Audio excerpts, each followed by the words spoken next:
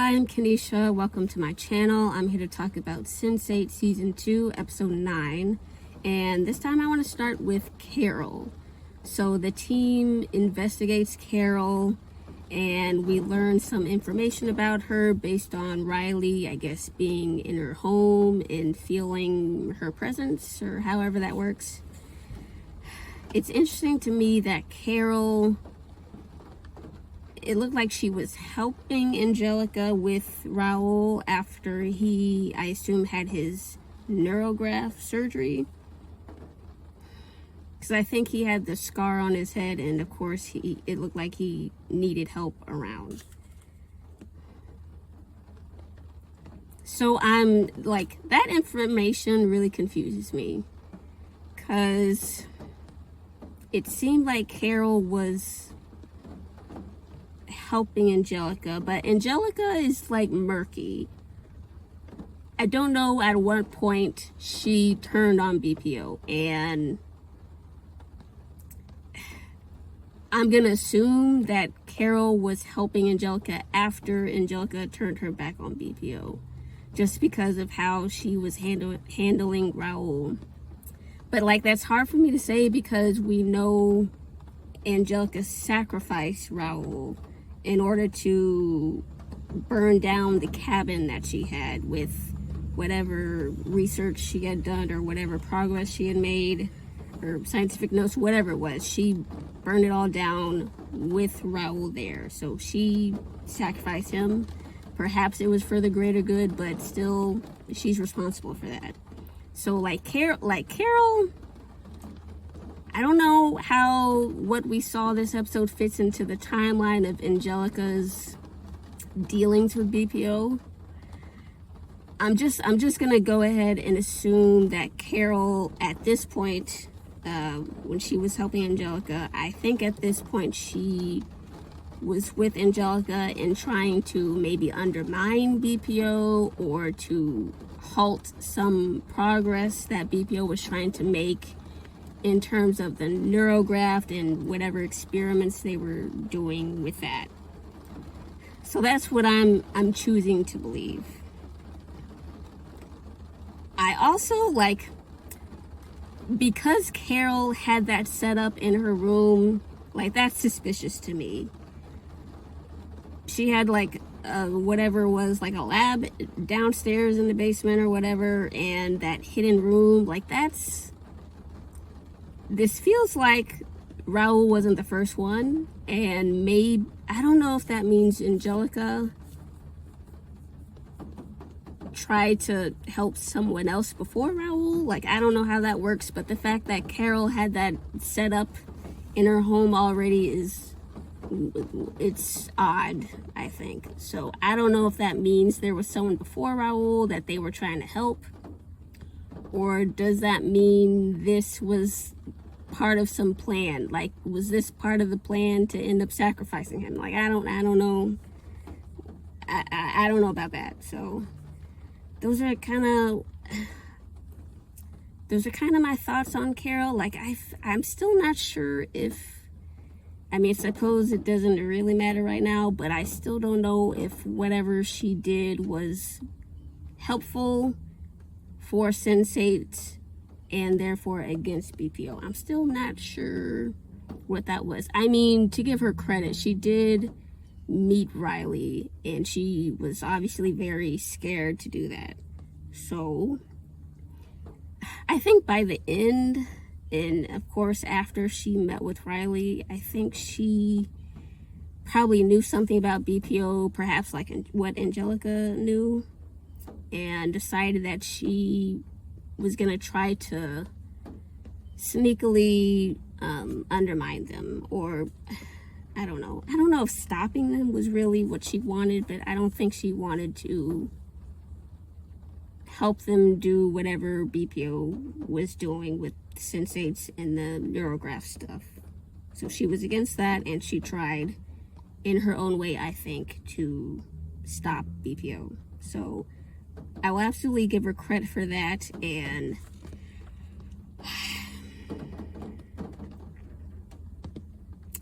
I'm shocked by her untimely demise.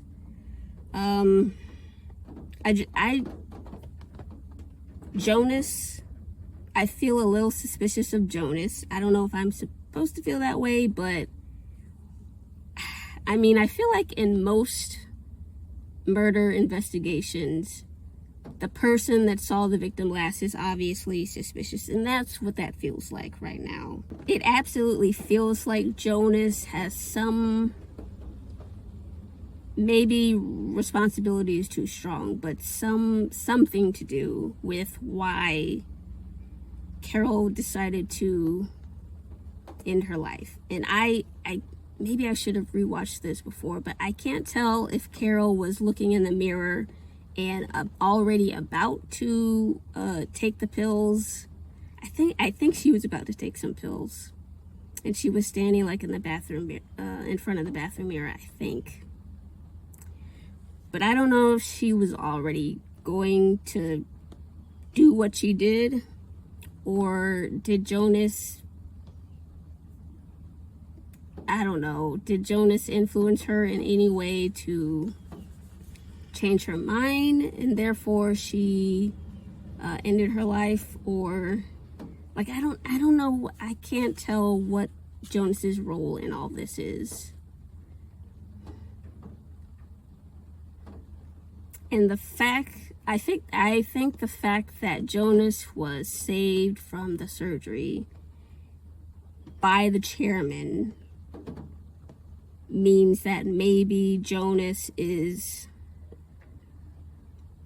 essentially doing whatever the chairman wants him to do. So is there any way that Carol could have been like under suspicion from people high up in BPO? Like maybe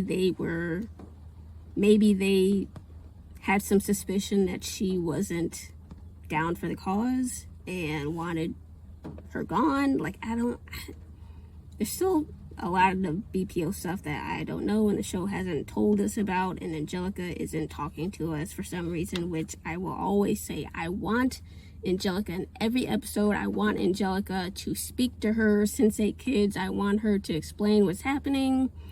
Like, I know she knows like what Whispers is up to. I know she knows like what BPO wants, like what BPO's plans are. At least that's just how I feel, really. I think she has many answers to a lot of the mysteries of BPO and Whispers and whatever this neurographed thing is. I think she knows a lot. And unfortunately, it just seems like,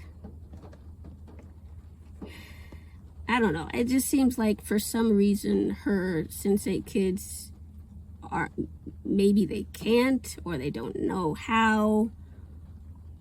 Like, they don't know how to access or speak to Angelica whenever they need her.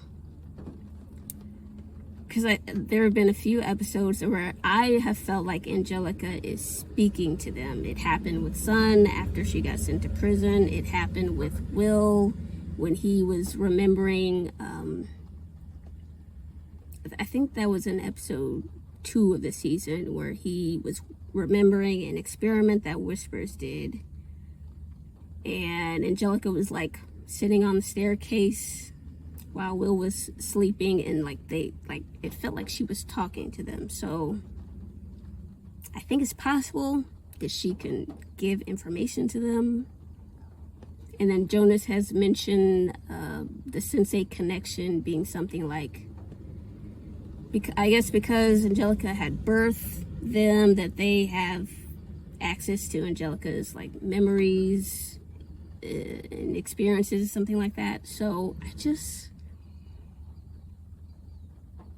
I wish Angelica was in this more. And I did enjoy seeing her with Carol and Raul. I think I've said this in every episode, but I love seeing Angelica in these episodes, because I think at any point she could start giving answers that I desperately want, and I think her kids really need help. So she's out there in the Sense8 consciousness, hive mind, whatever. Like, she's there, and I just wish like Will and Riley and all of her kids could access her or talk to her, however that works. Yeah, I just wish they could do it more. Next, I want to talk about Nomi. So she goes to the reception for her sister's wedding, and I was very concerned about this. Like, of course, it started off with her thinking about leaving early from the reception, not giving a toast. Okay, sure. And then, of course, her mom's got to stir up stuff, and that backfires. So Nomi gives the toast, and when the toast started, I was very concerned because it sounded very me focused on Nomi. But I really liked how she was able to turn it around and make it into a story kind of about how awesome Tegan was. So I really like that sort of switch up, because I was fooled and I was feeling icky about how it all started. It felt like me, at least how Nomi was telling it, but she turned it around, and I really like what she had to say. And I really like Wolfgang making his appearance, so I like that. So I like the toast, and it went very well. So good for her. Now the wedding. I'm surprised about how it played out. Of course, it didn't go smoothly. I had thought that something worse was actually going to happen at the wedding. So when Nomi was with her sister, and I guess they were getting fitted for their dresses, Tegan had mentioned their parents being concerned that Nomi would make the wedding about her. And to me, that meant something absolutely is going to go down at the wedding. And I had thought that maybe some Sense8 stuff was going to pop off. Maybe Wolfgang and son would have to jump into or share with Nomi and like fight some FBI agents or fight some BPO people that were coming to grab her. So nothing like that happened, which would have been awesome to see, but I'm glad that the spectacle wasn't that big, especially for an occasion that wasn't supposed to be about Nomi. So the fact that instead Agent Bendix comes in guns blazing, sort of, maybe that's an exaggeration, but he comes in already convinced that Nomi has a warrant out for her. So the fact that this big spectacle to interrupt the wedding wasn't what I thought it was, and it wasn't as big as I thought it was going to be, I'm very surprised and happy to see that it was lower key and not so, it was memorable for the people in that wedding party, but it wasn't as bad as I thought it was going to be. So that was nice to see for me and a nice surprise. Next, I want to talk about LHD. I'll say this every episode, I love them. I love their relationship. I love their dynamics, their friendship, everything about them I love. And I love that we see Dani being uber supportive of Lito and wanting to support him in fulfilling his dream that he's had since, I guess, he was a kid. So it was incredibly impressive to see her work her magic, and she was able to set up that meeting for this role that I guess it seems like it was meant for Lito. So I just love them. I really love them together, and I'm happy that Dani was able to make that work. And of course she had experience, which I had no idea, but it's great that she was able to make it work, and they're going to Hollywood now, so that's fun. And I had been worried that in Mexico, Lito wasn't going to get the same kind of opportunities he had before Joaquin leaked those photos. And I had wondered, like, is it possible that he, like, moves out of Mexico to continue acting? Like, I don't know if that was going to be possible. But I do like that this episode we see, at least there's potential. At least there's some potential for him to continue living his dream, even though all this Sense8 stuff is happening. And I have no idea how this season is going to end, and I don't know if Lito's acting career is going to play any part in how this season ends. I don't feel like BPO is going to be stopped at the end of the season. That doesn't feel like something that's going to happen so fast with like 3 episodes left, 4 episodes left. I don't remember. But yeah, I don't think that's happening, and I don't know if Lito's in LHD going, if LHD goes to Hollywood. I don't know how that plays out with the Sense8 stuff. Is it possible that he could get caught by BPO? I don't know. But I mean, I wish the best for Lito, and I hope he gets to live out his dream and continue being an actor and getting meaningful roles in Hollywood. So hopefully something like that will happen. I hope we get to see it in the show. I don't know if the show would really go that far. And I kind of feel the same way about the show showing Cafius in the election. Like, I don't know how far the show wants to go with these individual stories, because I just feel like the BPO stuff is so big and is gonna take a lot of maybe time and explanation, and I think there's a lot of conflict involved with the BPO stuff. So Lito's acting career and Cafius being a politician, like, I don't know how much that's really gonna matter in the last few episodes. So I don't know, but I hope Lito gets the part when they go to Hollywood. I hope we get to see them in Hollywood. I think that would just be fun to see, like, a montage of them in Hollywood, I guess, doing touristy stuff, maybe around having this meeting. So I think that would be fun, and I would love to see it. Okay, another fun part about this episode, Wolfgang. So Felix walks into the shop, Wolfgang's there, Wolfgang wants to leave town, Leela kind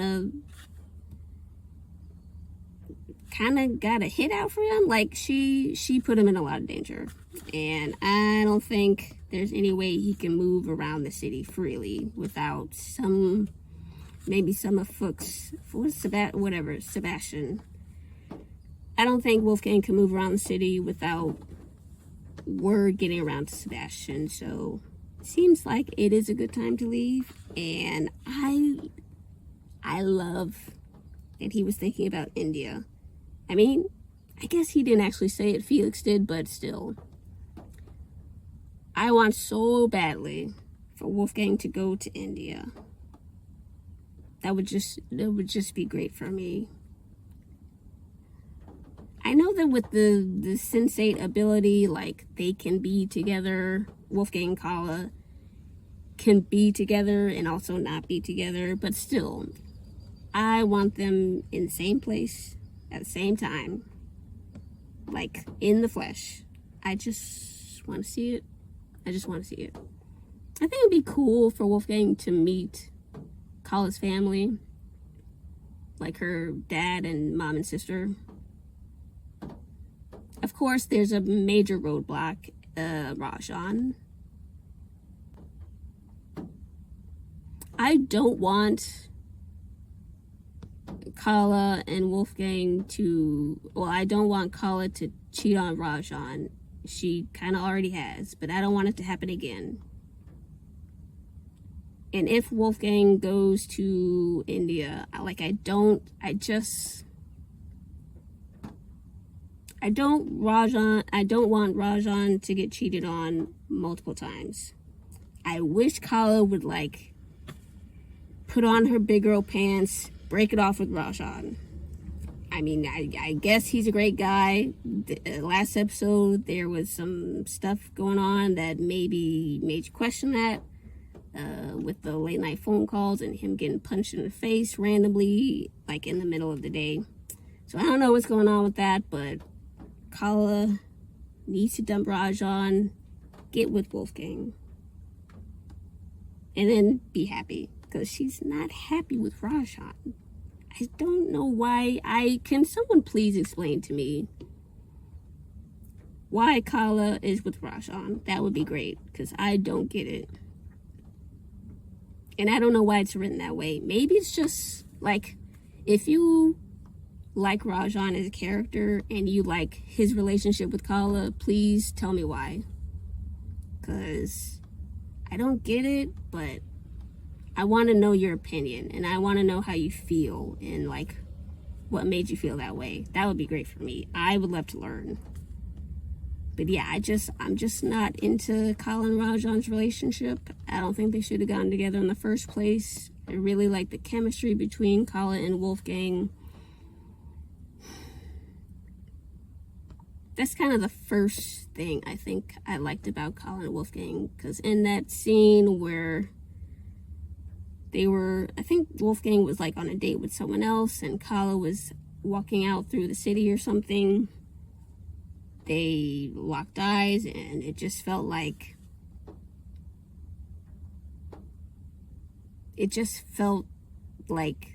they needed to be together. I don't know. I felt the chemistry, and I really liked them. And I think Kala is okay with Wolfgang and his past, and I feel like it's Wolfgang that's kind of stopping this relationship from really happening, because at the end of season 1, Wolfgang went on a rampage and told Kala to marry Rajan, so that's like kind of how we got in this mess in the first place. So I would love it if Wolfgang could go to India and like try and undo what he did in season 1. I wish he could go there and convince her to dump Rajan. I just would like that very much. So what's up with Ajay? He went to Kala's home and gave her a present that I guess was for her and Rajan. I think he's clearly hitting on her, but what is happening with that? I'm just confused.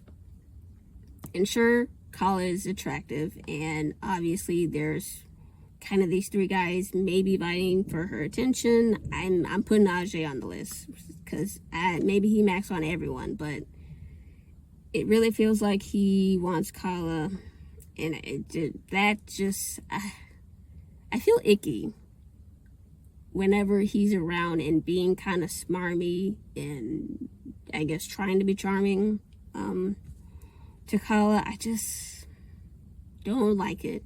And usually he does it right in front of Rajan's face, which is like ultra smarmy to me, and I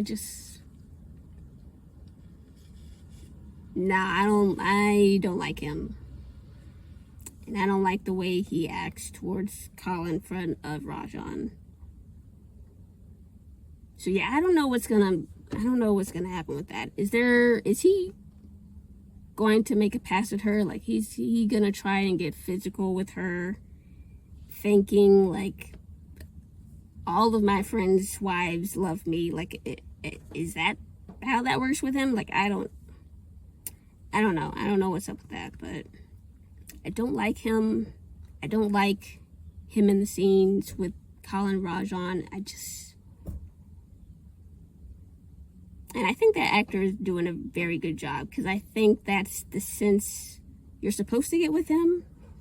So I think he's doing great. But yeah, I just don't like his attitude and like vibes, because it really feels like he's trying to get with Kala, and like just no, just no, just no, just stop, actually. Earlier I mentioned Coffeus in the election campaign, and I'm not sure how far the show's gonna go, but I do feel like he does need security. Like, he was chased kind of throughout the city for quite a while. Like, I know he's Van Damme, and he has Sun and Will and Wolfgang to, like, fight for him / with him. And I think he could handle himself. He certainly handled himself with superpower from last season, and kind of beat up the whole gang, really, and managed to escape. So he can handle himself, but like, I just don't. I really do think he should get security.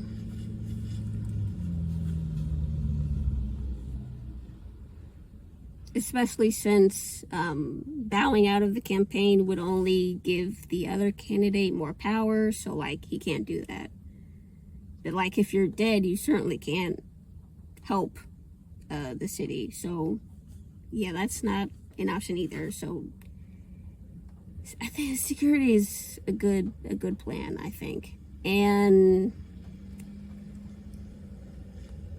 okay, we see Silas is into Coffee's mom. Okay. The thing is, like, I also do not care about this relationship. Like, we haven't seen... There was one scene where Silas spoke to Coffee's mom, and that was when... that was, like... Coffee's was coming home after spending time with Z.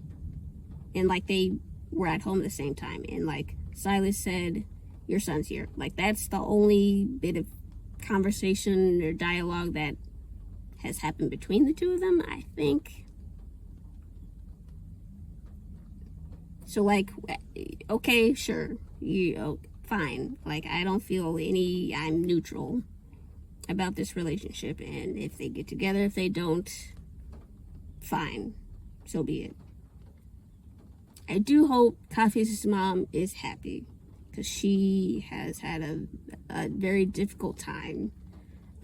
She lost her daughter, she lost her husband, and Coffee's is all she has left. She said that to him in the last episode, maybe 2 episodes ago, when he spilled the beans about the campaign. But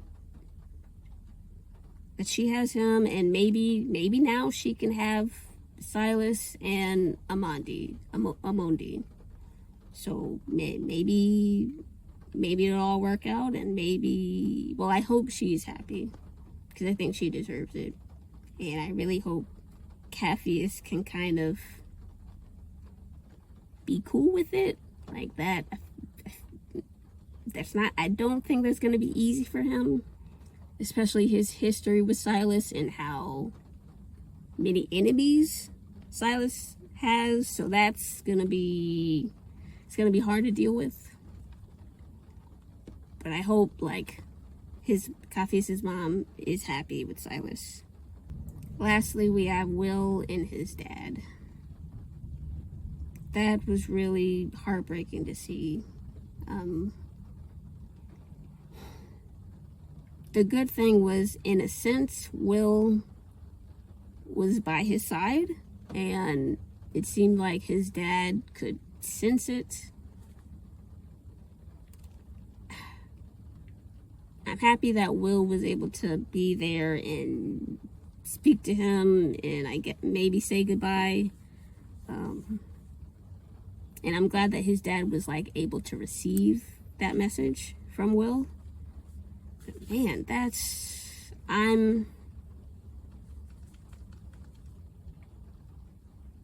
I'm sad that there wasn't an opportunity for someone to still live with Will's dad. I don't know whether it was a nurse or a friend or anyone. I'm really sad that there wasn't somebody, like, in the house with Will's dad, because Will couldn't be there. So it really sucks that this happened. and it doesn't look good for Will's dad. I assume at the end of this episode, like, that was it. And now Will's dad is gone. Like, I assume that's how that went.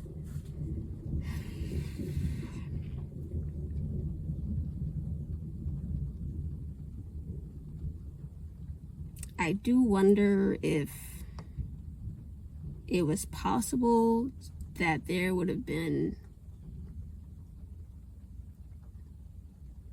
I'm actually trying to remember. I don't think this happened, and I watched the episode a few days ago, so maybe my memory is failing me, but I wonder if there could have been a moment where Will was with his dad and his Sense8 siblings maybe could have been surrounding him.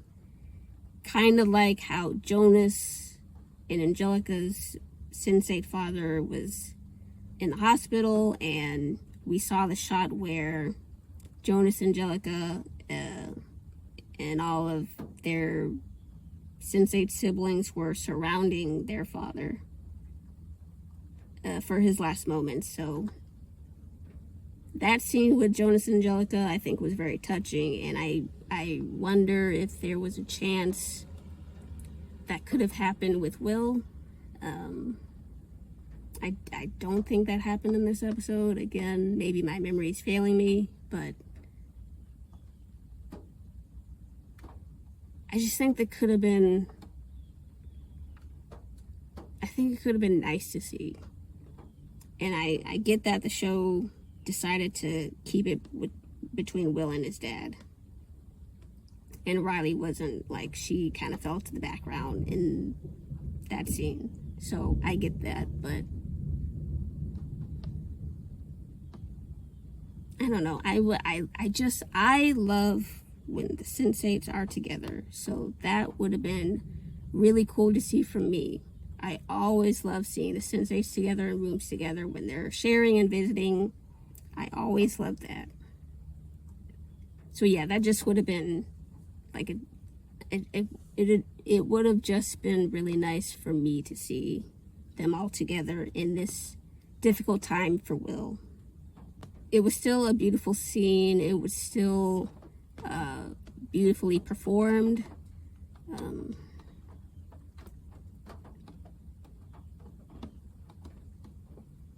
And it was just like, man, it really sucked to see, but like, it was a great scene and very heartfelt and emotional. So I appreciate that.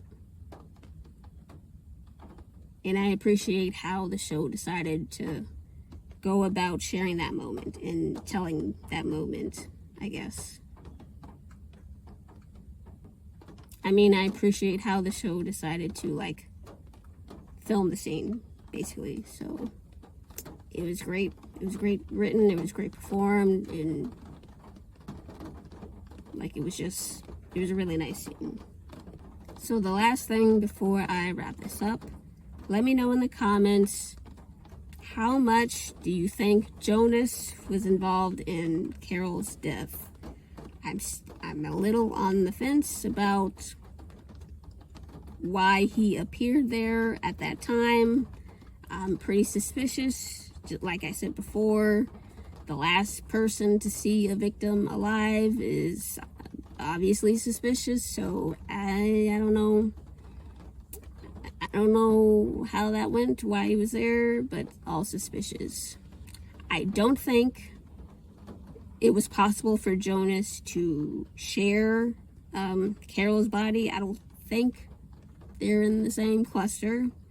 I think Jonas has said he is the only one left, so I don't think Jonas did what Whispers did to Dials. So that's not it, but I just wonder... I'm suspicious about his role and all of that. So let me know what you think. How much do you think Jonas is involved in Carol's passing? That's going to do it for me for this video. Thank you very much for watching. I will see you next time for episode 10.